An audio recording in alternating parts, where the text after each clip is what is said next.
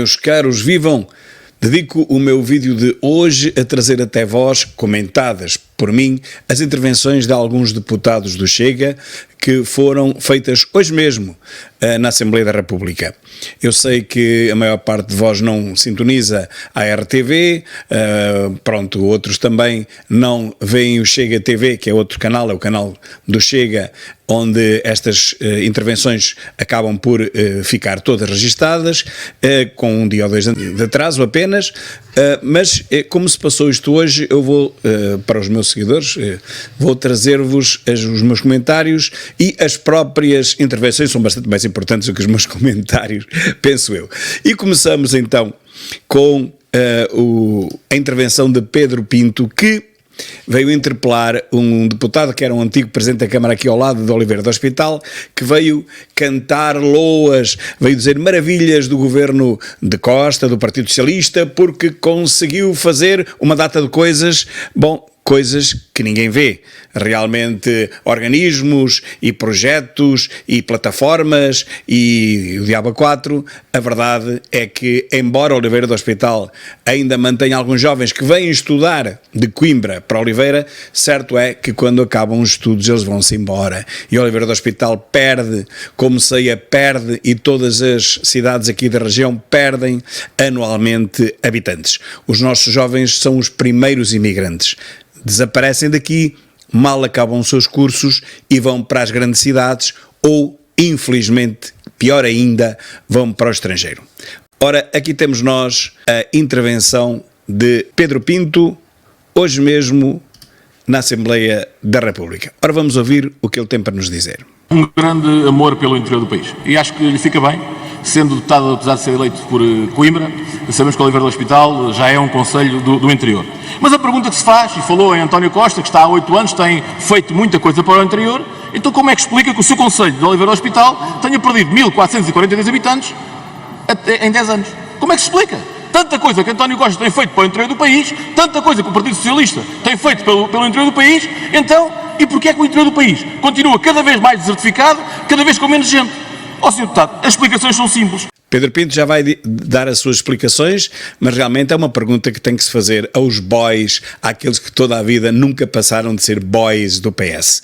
Se o PS é assim tão bom para o interior, porque é que eu, por exemplo, na minha escola tenho 1/3 dos alunos que tinha no princípio deste século.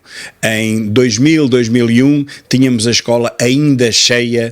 Hoje temos a escola completamente vazia. Entretanto, todas as outras escolas primárias fecharam sem nenhuma exceção, praticamente. Todas as crianças que, como digo, chegam ao 12º ano, acabam por ir embora, exceto muito poucas que ficam nos institutos. Nós temos aqui em Ceia a Escola Superior de Turismo e Hotelaria, que está muito subaproveitada, tem boas instalações, mas está muito subaproveitada, e Oliveira tem realmente a escola cheia.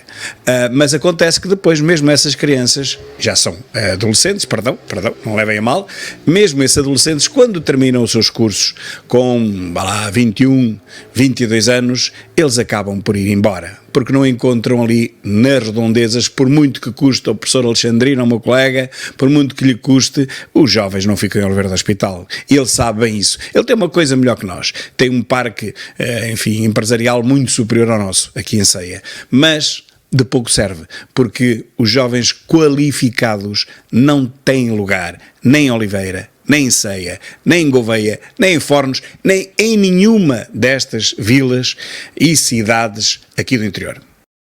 Distrito de Bragança, os alunos têm que fazer 30 e 40 km para ir às aulas. O fim das caixas multibanco em Bragança. Em Vila Real, por exemplo, existem freguesias sem linha de telemóvel, sem cobertura de rede, para ligar ao 112. Em Viseu, os idosos têm que fazer 30 e 40 km para ir receber a reforma. Na Guarda, a urgência hospitalar está em risco de fechar. Em Castelo Branco, os postos de GNR fecham às 17 horas. Ou seja, a partir das 17 horas já não há assalto, já não há problema nenhum, acabou, fechou os postos de GNR. Isto é inacreditável, porque a única coisa que nós vemos é ser instalados novos radares. Coitados, os agentes da GNR não têm culpa disso, mas novos radares estão em todo lado. Aqui ao lado, na Urgeiriça, em Canas de Senhorim, foi apanhado um caminhão a 200 km por hora. Imaginem, radares completamente avariados, desregulados, não aferidos, mas a verdade é que das milhares de multas anuais que cada um desses radares consegue sacar ao bolso do contribuinte, pelos vistos, como estamos a ver, muitas delas não têm razão de ser, mas a verdade é que toda a gente as paga. Portanto, nós não temos segurança, nós não temos forças de segurança, mas temos radares. Radares, isso temos. Porto Alegre é um distrito totalmente esquecido. Évora e Beja faltam efetivos e viaturas da GNR. Este é que é o problema do interior do país, Sr. Deputado. Em Mértola, uma patrulha da GNR para 100 km quadrados, Sr. Deputado. Este é que é o problema do interior e mais. Em Faro, na Serra Algarvia, os alunos de Alcotim, para acabar o 12º ano, têm que ir para Mértola, têm que fazer 40 km por estradas secundárias. Isto é indigno. Qual é o jovem que quer ficar no interior do país, Sr. Deputado? Este é que é o problema. Fazer institutos, fazer o que António Costa diz que faz, o que o senhor vem para ali propagandear e dizer que fazem isto, fazem aquilo. É isto que querem para o interior do país. É assim que vão segurar os jovens no interior do nosso país. Ó, Sr. Deputado, não é assim. São precisas medidas especificamente para o interior e mesmo para segurar lá os nossos jovens. Os nossos jovens estão condenados, ou vêm para Lisboa e Porto, ou são imigrantes. Esta é que é a grande realidade do nosso país. E está tudo dito, meus caros, os jovens ou vão para Lisboa e Porto ou são imigrantes. E não há muito mais a dizer. Isto que Pedro Pinto diz sobre Alcotim e Mértola acontece também aqui no interior, na região da Serra da Estrela. Os jovens de Alvoco da Serra, da Vide, têm que fazer os mesmos 40 e tal quilómetros por uma estrada de montanha para virem para Ceia acabar o 12º ano. Portanto, isto acontece um pouco por todo lado, infelizmente, não é só no Algarve, aqui na Serra da Estrela também, é a mesma coisa. E nós, Sr. Deputado, nós não podemos continuar com isto. Tem que haver uma mudança e realmente políticas para o interior do país. Não é só com o Ministro da Coesão Territorial. Isto é muito bonito, agora vai baixar as portagens. Vamos baixar 30% das portagens. Sim, senhora. Ela tinha dito. Deputado Pedro Pinto, tem que concluir. Termino, Sr. Presidente. Recordo, Sr. Deputado, e o Sr. Deputado vai se lembrar disso, recordo que a Sra. Ministra tinha dito, em sede de Orçamento de Estado, há um ano atrás, que ia abolir as portagens na A23, A24 e A25. Queria abolir, ia abolir, prometeu abolir. O que é que fez? Vai baixar 30%. E mesmo assim, vamos lá ver quando. Mas... A Sra. Ministra aqui sentada, o que é que fez? Reduzir 30%. Mas por outro lado aumenta o IUC, ou seja, antes só pagavam quem utilizava as autoestradas, agora o IUC vão pagar todos os portugueses. É esta a solução do socialismo. Dizemos que baixamos, ou melhor, que abolimos as portagens, depois baixamos apenas 30%, mas vamos compensar com outra coisa muito mais pérfida, que é assim, em vez de pagar só o utilizador pagador, quem passa nas portagens, quem passa nas autoestradas é que as deve pagar, não. Pagamos todos aqueles que nem sequer passamos nessas portagens. Neste caso, o Lisboeta, o Nortenho, o Algarvio, vai pagar também as autoestradas do interior. As tais SCUT, que era sem custos para o utilizador. Lembram-se de Sócrates, José Sócrates? Eram autoestradas sem custos para o utilizador. Vejam lá quantos custos é que elas têm tido para o utilizador, para o triste e desgraçado do utilizador. A política do Partido Socialista é assim que se defende o interior do país? Não, Sr. Deputado, não é assim que se defende o interior do país. Grande intervenção de Pedro Pinto, que já nos habituou também às suas intervenções muito assertivas. Ele fala muito rápido, mas percebe-se perfeitamente tudo o que ele diz.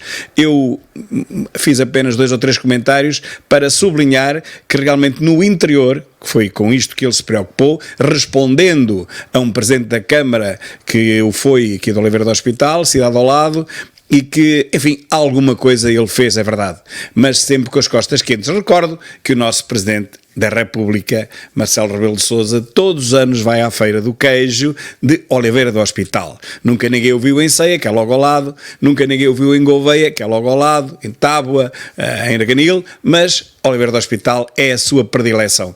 É claro, são os connects, são os conhecimentos que Alexandrino tem com as altas esferas do poder.